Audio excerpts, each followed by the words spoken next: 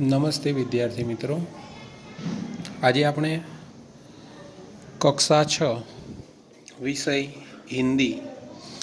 હિન્દી વિષયની અંદર જે તમારે મે મહિનાની અંદર પરીક્ષા આવવાની છે એની અંદર આપણું જે એસાઇનમેન્ટ છે એ એસાઇનમેન્ટની અંદર પહેલું એસાઇનમેન્ટ છે એની અંદર 1 થી 4 પાઠ અને જે બીજું એસાઇનમેન્ટ છે તો એ બીજા એસાઇનમેન્ટની અંદર 5 થી 7 પાઠ આપેલા છે। તો એમાંથી મે મહિનાની અંદર જે પરીક્ષા આવવાની છે એ પરીક્ષાની અંદર જે આપણો કોર્સ છે એ કોર્સ સંપૂર્ણ પૂરો થઈ ગયેલો છે, પણ એ કોર્સની અંદર હજી આપણી પાસે સમય છે, તો સમય હોવાને કારણે આપણે એનું રિવિઝન કરાવીશું। તો રિવિઝનની અંદર 6ઠ્ઠા ધોરણની અંદર પહેલું જે કાવ્ય છે એ કાવ્ય વિશે આપણે સમજીશું અને પછી જે આપણું એસાઇનમેન્ટ છે એ એસાઇનમેન્ટની અંદર કેટલાક પ્રશ્નો છે એ પ્રશ્નોની પણ ચર્ચા કરીશું। જોઈએ કાવ્ય નંબર 1, इतनी शक्ति हमें दे देना दाता। શું છે કાવ્ય નંબર 1, इतनी शक्ति हमें दे अन्नदाता। જોઈએ આગળ કાવ્યમાં શું કીધું છે। यह एक प्रार्थना काव्य है। काव्य में ईश्वर से प्रार्थना की गई है कि किसी भी परिस्थिति में किसी से कोई भूल न हो, सबका जीवन उदात्त बने, ऐसी मंगल कामना की गई है। किसी के प्रति बैर भावना या बदले की भावना मन में न रखकर सभी का जीवन मधुबन बने, ऐसी भावना व्यक्त की गई है। એટલે કે આ જે કવિતા છે એ કવિતા એક પ્રાર્થના છે, એટલે કે પ્રાર્થના ગીત છે। इतनी शक्ति हमें दे अन्नदाता, તો આ એક પ્રાર્થના છે। તો એ પ્રાર્થના દ્વારા કવિ છે એ કવિ ભગવાનને પ્રાર્થના કરતા કહે છે કે હે ભગવાન, તમે કોઈ પણ જીવનની અંદર કોઈ પણ પરિસ્થિતિ આવે તો એ પરિસ્થિતિનો સામનો કરવા માટે તમે અમને હિંમત આપજો અને અમારા મનમાં એટલો વિશ્વાસ આપો, એ વિશ્વાસ ક્યારેય ઓછો થાય નહીં એટલી તમે શક્તિ અમને આપો, એવું આ કવિતાની અંદર કહેવામાં આવ્યું છે। આગળ બીજું કીધું છે કે હે ભગવાન, જીવનની અંદર ગમે તેવી પરિસ્થિતિ આવે તો એ પરિસ્થિતિમાં અમે ક્યારેય વિચલિત ના થઈએ અને જીવનમાં અમારાથી ભૂલથી પણ ક્યારેય ભૂલ ના થાય એવું ભગવાનને પ્રાર્થના કરવામાં આવી છે। આગળ કીધું છે સબકા જીવન ઉદાત્ત બને એસી મંગલ કામના કી ગઈ है। એની સાથે સાથે કવિ છે, કવિએ પ્રાર્થના કરતાં કીધું છે કે બધા જ મનુષ્ય, પ્રાણીઓ, બધા જ લોકોનું જીવન ઉદાર બને એવી પણ મંગલ કામના એટલે કે મંગલ પ્રાર્થના કરવામાં આવી છે। કોઈને કોઈની સાથે વેરભાવ ના હોય, એટલે કે કોઈને કોઈની સાથે દુશ્મની ના હોય એવી પણ પ્રાર્થના કરવામાં આવી છે કે કોઈને કોઈની સાથે દુશ્મની ના હોય અને બધા જ લોકો એકસાથે હળીમળીને રહે અને શાંતિથી જીવન જીવે એવી પણ પ્રાર્થના ભગવાનને કરવામાં આવી છે। એટલે કે આ જે પ્રાર્થના ગીત છે એ પ્રાર્થના ગીતની અંદર કવિએ મનુષ્યની અંદર મનુષ્ય માટે એવી પ્રાર્થના કરી છે કે હે ભગવાન, જીવનમાં ગમે તેટલી મુશ્કેલ પરિસ્થિતિ આવે, ગમે તે પરિસ્થિતિ સર્જાય, પરંતુ અમારાથી ક્યારેય જીવનમાં ભૂલથી પણ કોઈ ભૂલ ના થાય અને સમસ્ત મનુષ્ય, પ્રાણીઓ વગેરેનું જીવન આનંદમય રીતે પસાર થાય એવી પ્રાર્થના કરવામાં આવી છે. કોઈને પણ કોઈ વ્યક્તિ સાથે દુશ્મની ના રહે અને બધા જ લોકો હળીમળીને સાથે જીવન જીવે એવી મંગલ પ્રાર્થના પણ કરવામાં આવી છે. જોઈએ કાવ્ય પંક્તિ, તો પહેલી કાવ્ય પંક્તિ છે એની અંદર વાત કરી છે, इतनी शक्ति हमें दे ना दाता, मन का विश्वास कमजोर होना, हम चले नेक रस्ते पे हमसे भूल कर भी कोई भूल हो ना, इतनी शक्ति हमें देना दाता. એટલે કે આ જે પંક્તિ છે, પંક્તિની અંદર ભગવાનને પ્રાર્થના કરતા એવું કીધું છે કે હે ભગવાન, અમારા મનનો વિશ્વાસ ઓછો ન થાય એટલી તમે અમને શક્તિ આપજો. અહીં આગળ આપ્યું છે, ઇતની શક્તિ હમે દેના દાતા, મન કા વિશ્વાસ કમજોર હોના. એટલે કે જે બીજી પંક્તિ છે એ બીજી પંક્તિનો આપણે ભાવાર્થ પહેલાં સમજીશું. એમાં કવિ એવું કીધું છે કે હે ભગવાન, અમારા મનનો, મન કા વિશ્વાસ કમજોર હોના, એટલે ભગવાનને પ્રાર્થના કરતાં એવું કીધું છે કે હે ભગવાન, અમારા મનનો વિશ્વાસ ઓછો ન થાય તેટલી તમે શક્તિ આપો. હમ ચલે નેક રસ્તે પે હમસે ભૂલ કર ભી કોઈ ભૂલ હોના, ઇતની શક્તિ હમે દેના દાતા. એટલે કે બીજી પંક્તિ છે, બીજી પંક્તિમાં શું કીધું છે કે અમે નેક રસ્તે પે, નેક એટલે પ્રામાણિકતાના રસ્તે ચાલીએ, એટલે કે અમે પ્રામાણિકતાના રસ્તે ચાલીએ અને ભૂલથી પણ અમારાથી કોઈ ભૂલ ન થાય એટલો વિશ્વાસ ભગવાન તમે આપજો. એટલે કે આવી રીતે કવિ છે એ કવિ ભગવાનને પ્રાર્થના કરે છે. જોઈએ ફરીવાર આપણે એ પંક્તિનો ફક્ત ગુજરાતી ભાવાર્થ. તો એમાં કીધું છે, इतनी शक्ति हमें दे ना दाता, मन का विश्वास कमजोर होना, हम चले नेक रस्ते पे हमसे भूल कर भी कोई भूल होना. એટલે કે એનો ગુજરાતી ભાવાર્થ થશે, હે ભગવાન, અમારા મનનો વિશ્વાસ ઓછો ન થાય તેટલી શક્તિ આપો. અમે પ્રામાણિકતાના રસ્તે ચાલીએ અને ભૂલથી પણ અમારાથી કોઈ ભૂલ ન થાય. જોઈએ આગળ આપણે બીજી પંક્તિ. બીજી પંક્તિમાં કીધું છે, दूर अज्ञान के हो अंधेरे, तू हमें ज्ञान की रोशनी दे, हर बुराई से बचते रहे हम, जितनी भी दे भली जिंदगी दे, बैर होना किसी का किसी से, भावना मन में बदले की हो ना हो, हम चले नेक रस्ते पे हमसे भूल कर भी कोई भूल हो ना. જો બીજી પંક્તિની અંદર વાત કરી છે, दूर अज्ञान के हो अंधेरे, તું હમે જ્ઞાન કી રોશની દે. એટલે કે ભગવાનને પ્રાર્થના કરતાં કીધું છે કે અમારા જીવનમાં અજ્ઞાન કે હો અંધેર, એટલે કે અમારા જીવનમાં અજ્ઞાનરૂપી અંધકાર દૂર કરી તું હમે જ્ઞાન કી રોશની દે. એટલે કે હે ભગવાન, અમારા જીવનમાં અજ્ઞાનરૂપી અંધકાર દૂર કરી જ્ઞાનરૂપી પ્રકાશ પાથરજે. हर बुराई से बचते रहे हम, जितनी भी दे भली जिंदगी दे. એટલે કે હે ભગવાન, અમે બુરાઈ ન કરીએ તેવી ભલી, ભલી એટલે કે સારી જિંદગી અમને આપ. એટલે કે અમારા જીવનમાં ક્યારેય કોઈ ખરાબ કાર્ય ન થાય અને ક્યારેય અમે કોઈનું ખોટું કાર્ય ના કરીએ તેવી સારી જિંદગી તું અમને આપજે. बैर होना किसी का किसी से, भावना मन में बदले की हो ना हो। हम चले नेक रस्ते पे,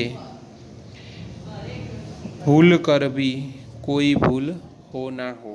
એટલે કે આ જે પંક્તિ છે એમાં શું કીધું છે? बैर कर भी बैर होना किसी का किसी से, भावना मन में बदले की होना। એટલે અહીંયા કીધું છે કે અમારા મનમાં ક્યારેય કોઈના પ્રત્યે વેર ભાવના જાગે નહીં। વેર ભાવ એટલે કે અમારા મનમાં ક્યારેય કોઈના પ્રત્યે દુશ્મનીની ભાવના જાગે નહીં અને અમે કોઈની સાથે બદલો લેવાની ભાવના ન જાગે। એટલે કે અમારા મનમાં કોઈના પ્રત્યે દુશ્મનીની ભાવના જાગે નહીં અને કોઈની સાથે બદલો લેવાની ભાવના ન જાગે એમ। ત્રીજી પંક્તિ જે અહીંયા ત્રીજી પંક્તિ આપી છે, પંક્તિમાં શું કીધું છે કે હે ભગવાન, તમે અમારા મનમાં ક્યારેય કોઈના પ્રત્યે કોઈ પણ જાતની વેર ભાવના જાગે નહીં। એટલે કે અમારા મનમાં કોઈના પ્રત્યે દુશ્મનાવટ થાય નહીં અને કોઈની સાથે બદલો લેવાની ભાવના ન જાગે તેવી શક્તિ આપજો। જોઈએ આપણે બીજી પંક્તિ છે, બીજી પંક્તિનો ભાવાર્થ જોઈએ તો એમાં શું કીધું છે? ફક્ત ગુજરાતી ભાવાર્થ જોઈએ તો એમાં કીધું છે કે હે ભગવાન, અમારા જીવનમાં અજ્ઞાનરૂપી અંધકાર દૂર કરી જ્ઞાનરૂપી પ્રકાશ પાથરજો। અમે બુરાઈ ન કરીએ તેવી ભલી જિંદગી અમને આપજો। એટલે કે અમારા જીવનમાં ક્યારેય કોઈની બુરાઈ ના થાય, એટલે કે ક્યારેય કોઈનું ખોટું કાર્ય ના થાય એવી સારી જિંદગી અમને આપજો।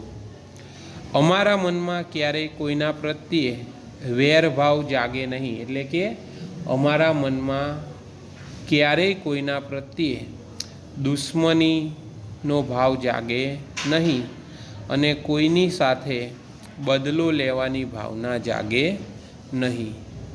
આગળ જોઈએ ત્રીજી પંક્તિ છે, ત્રીજી પંક્તિમાં શું કીધું છે? हम न सोचे हमें क्या मिला है, हम ये सोचे किया क्या है अर्पण। फूल खुशियों के बाटे सभी को, सबका जीवन ही बन जाए मधुबन।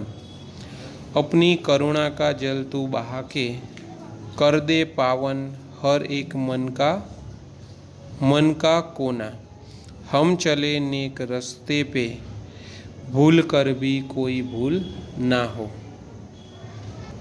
तो ત્રીજી પંક્તિ છે એ ત્રીજી પંક્તિમાં કવિએ ભગવાનને પ્રાર્થના કરતા કીધું છે કે હમ ન સોચે હમે ક્યાં મિલા હે, હમ એ સોચે ક્યાં કિયા ક્યાં હે અર્પણ। એટલે કે અમે ક્યારેય એવું ન વિચારીએ, સોચે સોચે એટલે કે અમે ક્યારેય એવું ન વિચારીએ કે અમને શું મળ્યું છે। અમે હંમેશા એ વિચારીએ કે અમે શું સમર્પિત કર્યું છે। અર્પણ, અર્પણ એટલે કે અમે શું સમર્પિત કર્યું છે, અમે લોકોને શું આપ્યું છે। એટલે કે ભગવાનને પ્રાર્થના કરતાં એવું કહે છે કે અમે ક્યારેય એવું ન વિચારીએ કે અમને શું મળ્યું છે, પરંતુ અમે એવું વિચારીએ કે અમે હંમેશા શું સમર્પિત કર્યું છે અથવા તો અમે લોકોને શું આપ્યું છે એવું અમે વિચારીએ। फूल खुशियों के बाटे सभी को, सबका जीवन ही बन जाए मधुबन। એટલે કે અમે બીજાઓને ખુશીઓ આપીએ જેથી બધાનું જીવન મધુબન, મધુબન એટલે બગીચા, એટલે કે શું થશે કે અમે બીજાઓને ખુશીઓ આપીએ જેથી બધાનું જીવન બગીચા જેવું સુંદર બની जाए। अपनी करुणा का जल तू बहा के, कर दे पावन हर एक मन का कोना। तो અહીંયા શું કીધું છે કે હે ભગવાન, તું તારી કરુણા, કરુણા એટલે કે તું તારી દયાથી અમારા મનને પવિત્ર કરી દે, કે જેથી કરીને અમારું મન પણ બગીચાની જેમ ખીલી ઉઠે. એટલે કે અમારા જીવનમાં પણ તું એટલી ખુશીઓ ભરી દે કે અમારું મન પણ બગીચાની જેમ ખીલી ઉઠે એમ. એટલે કે આ જે ત્રીજી પંક્તિ છે એ ત્રીજી પંક્તિની અંદર કવિએ ભગવાનને પ્રાર્થના કરતા કીધું છે.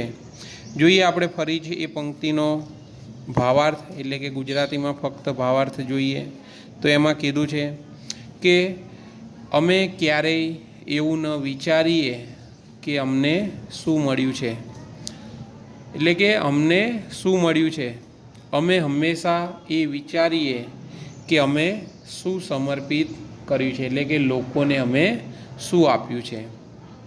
અમે બીજાઓને ખુશીઓ આપી જેથી બધાનું જીવન બગીચા જેવું સુગંધી બની જાય.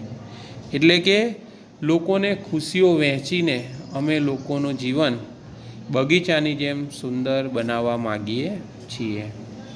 એટલે કે હે ભગવાન, તું તારી કરુણાથી અમારા મનને પવિત્ર બનાવી દે. એટલે કે હે ભગવાન, તું અમારી ઉપર દયા કરજે, અથવા દયા કરીને અમારા મનને પવિત્ર કરી દેજે.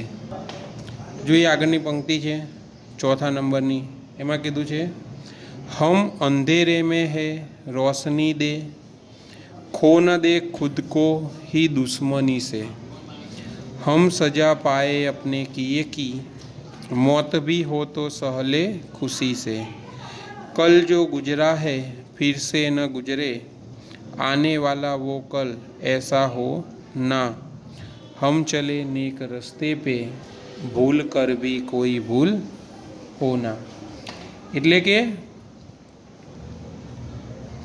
એટલે કવિ અહીંયા ભગવાનને પ્રાર્થના કરતા એવું કીધું છે કે હમ અંધેરે મેં હે રોશની દે, ખો ન દે ખુદ કો હી દુશ્મની છે. એટલે કે હે ભગવાન, અમારા જીવનમાં અજ્ઞાનરૂપી અંધારું છે. શું કહે છે કવિ? ભગવાનને પ્રાર્થના કરતાં કહે છે કે હે ભગવાન, અમારા જીવનમાં અજ્ઞાનરૂપી અંધારું છે, ત્યાં જ્ઞાનરૂપી પ્રકાશ પાથરી દે. એટલે કે અમારા જીવનમાં અજ્ઞાનરૂપી અંધારું છે તો તમે જ્ઞાનરૂપી પ્રકાશ આપજો. હમ સજા પાએ અપને કિએ કી, મોત ભી હો તો સહલે ખુશી સે. એટલે કે અમે કોઈની સાથે દુશ્મની ન કરીએ, અમે અમારા કર્મની સજા માટે મોતને પણ વહાલું કરીએ છીએ. શું કીધું છે અહીંયા પંક્તિમાં? હમ સજા પાએ અપને કિએ કી, મોત ભી હો તો સહલે ખુશી સે. એટલે કે હે ભગવાન, અમારે કોઈની સાથે કોઈ પણ પ્રકારની દુશ્મની નથી, અથવા તો અમારે કોઈને સાથે કોઈ પણ પ્રકારની દુશ્મની કરવી નથી. અમે અમારા કર્મની સજા મેળવવા માટે તૈયાર છીએ.